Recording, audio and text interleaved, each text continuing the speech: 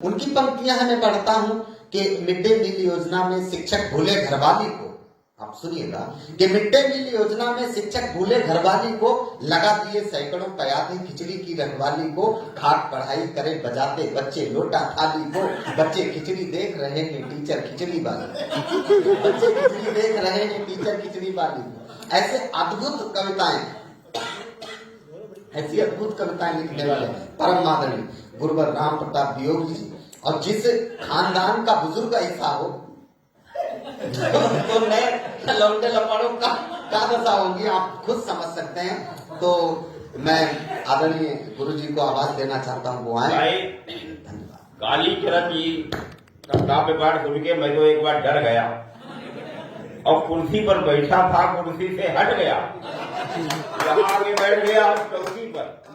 अरे यार, हमें ऐसा लगने लगा कि हमारे लिए बोल रहे हैं, वो कुर्सी छोड़ दी। मैं कालीचरण सक्सेना जी के लिए, सक्सेना जी के फेफड़ों को मैं प्रणाम करता हूँ। और हमारा ये शिष्य जो है, अब श्रोता भी मजे हुए रह गए हैं। जो भी श्रोता यहाँ बचे हैं, न यहाँ के रहे और न वहां के रहे। अब हमें पूरा भरोसा है कि हमारे श्रोता लोग, जो स्थिति हमारी है वही स्थिति श्रोता लोगों की है।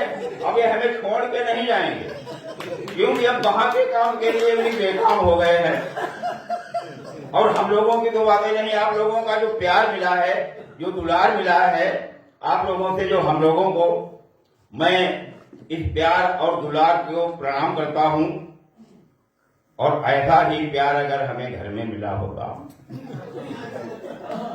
तो यहाँ आने क्यों, और हम लोग यहाँ कटा करिए। अगर आप लोगों को ऐसा प्यार दुलार मिला होता घर में, तो यहाँ आप लोग भी नहीं आते। परिस्थितियां दोनों तरफ से हैं एक एक की। हम भी घर से भगाए गए हैं और आप भी घर से भगाए गए हैं, और दोनों लोग जब भगाए गए हैं तो मुसीबत में फंसा हुआ आदमी मुसीबत में फंसे हुए आदमी के ही काम आता है यार। तो हम आपके हैं और आप हमारे हैं, और इतने आदमी हमारे अगर एक गांव में बनते रहते हैं तो हमारे लिए पर्याप्त है।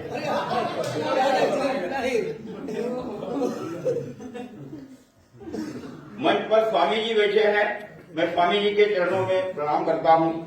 दादा बैठे हैं, दादा को प्रणाम करता हूँ। और बार बार मैकलगंज से पधारे हैं हमारे, मैकलगंज से चल करके अरविंद जी आए हैं हमारे बीच में, सुनने को मिला बार बार। बरबर की धरती से दादा सतीश शुक्ला जी आए हैं हमारे बीच में। जंग बहादुरगंज से श्रीकांत सिंह जी आए हैं हमारे बीच में। यार, हमारे समझ में नहीं आ रहा है कि सब बीच में ही क्यों आते हैं, हर आजू बाजू क्यों नहीं आते हैं, सब बीच में ही घुसोगे यार, तो आखिर में जगह इनकी कहाँ जाएगी। हर आदमी बैठना चाहता है यार, हमारे समझ में नहीं आता है कि आखिर सब बीच में ही क्यों आते हैं। शराब की दुकान हुई गई, शराब की दुकान हुई।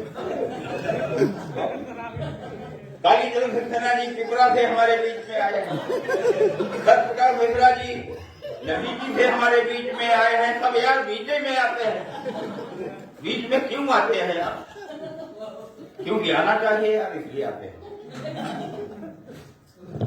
अब देखिए, हमारी माताएं बहनें जो हैं बहुत ही ध्यान रखती हैं परिवार का।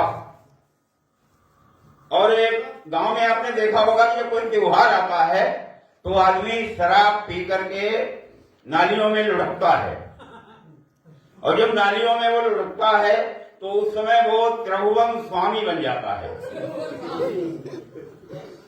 तो देखिए उसमें नारे, तो त्रिभुवन स्वामी बनाने का श्रेय मैं महिलाओं को ही देता हूं। क्यों देता हूं? हो सकता है महिलाएं चली गई, ये बढ़िया रहा, हमारा नंबर बाद में आया है, नहीं तो वो हमें गालियां देने लगती। एक बार हम कवि सम्मेलन में बोल रहे थे, सारी महिलाएं तालियां बजा रही थी, एक महिला मेरे मुंह की तरफ घूरे जा रही थी। मैंने पूछा, बहन जी मुझसे कोई तकलीफ है, कोई प्रॉब्लम है, या मैंने कोई ऐसी बात कह दी जो आप नाराज हो रही हैं? तो उसने कहा, नहीं, तुम कविता पढ़ो, तुमसे कोई मतलब नहीं है, काव्य पाठ करो। मैं तुमसे नाराज नहीं हूं, केवल इतनी बात है कि तुम्हारी शक्ल जो है हमारी सासू अम्मा से मिलती जुलती है, इसलिए मुझे गुस्सा आता है। कविता तो तुम्हारी ठीक ठाक है, लेकिन तुम्हारी शक्ल देख के जब हमारी सास का चेहरा याद आ जाता है तो मन में आता है कि पकड़ के झोंटा इसे सही कर। तो महिलाओं का योगदान इसलिए बता रहे हैं कि उनके पति लोग दारू क्यों पीते हैं और इसका कारण क्या है कि वो क्यों पीते हैं। तो इसमें मैंने कारण बताया कि महिलाओं का ही योगदान है जो उनके पति दारू पीते हैं। अब हम बता रहे हैं कि क्यों पीते हैं। क्योंकि महिलाएं जो हैं, साल में एक व्रत आता है करवा चौथ। वो एक साल में एक बार जब करवा चौथ का व्रत आता है तो वह पति की आयु को जो है रिचार्ज कर देती है साल भर के लिए। और जब उसकी पति की आयु एक साल के लिए रिचार्ज हो जाती है तो पति बेचारा निश्चिंत हो जाता है कि मैं तो साल भर मरूंगा ही नहीं, चाहे दारू पीऊं या गांजा पीऊं या भांग। तो यार बताओ, जब तुम हर साल उसके रिचार्ज, चाहे पति डंडा मारे, चाहे लाठी मारे, चाहे खोपड़ी फोड़े, लेकिन वो रिचार्ज जरूर डालेंगे। उन्हें वो पूरे साल का रिचार्ज जरूर 699 रुपए का डालना है और रिचार्ज डाल डाल के उन्हें इस योग्य बना देती है कि वो नाली में लुढ़कते फिरते हैं। मैं ऐसी मातृशक्ति को बारंबार प्रणाम करता हूँ।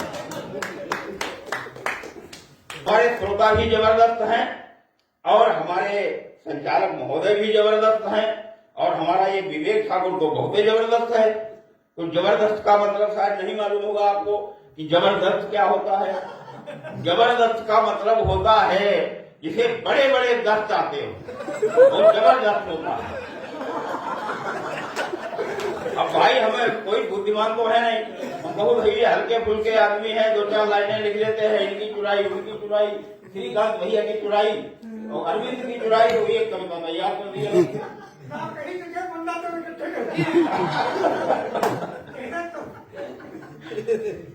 तो मैं जबरदस्त श्रोताओं को और जबरदस्त कवियों को प्रणाम करता हूँ, स्वामी जी को विशेष प्रणाम करता हूँ। हमारे यहाँ बाबा होते हैं, पहले नंबर पर बाबा होते हैं, दूसरे नंबर पर संत होते हैं। संत जो है आध्यात्मिकता की ओर ले जाते हैं। बाबा लोगों का काम केवल एक ही रह गया है, वो बाबा लोग केवल एक ही काम में आते हैं। वो कौन सा काम है कि जब घर में बच्चा शैतानी करता है तो अम्मा कहती है चुप हो जा, नहीं तो बाबा जी को पकड़वा देंगे। अब बाबा जी ना हुए यार, भूत प्रेत हो गए। बाबा जी क्या यार इसी काम के लिए है कि उन्हें पकड़वा देंगे। बाबा क्या पकड़ते घूमते हैं। जब देखो तो गांव में अधिकतर बातें ऐसी होती हैं, जब बच्चा शैतानी करता है तो माँ कहती है सीधे बैठो, वो बाबा जी आ रहा है। बाबा जी यार, बाबा जी तुमने बाबा जी का नाम बदनाम कर रखा है। इतने बड़े संत जो हमें ज्ञान की बातें बताते हैं, हमें परमात्मा तक ले जाने का रास्ता बताते हैं, उनके लिए यार एक काम सौंप रखा है कि बाबा जी को पकड़वा देंगे।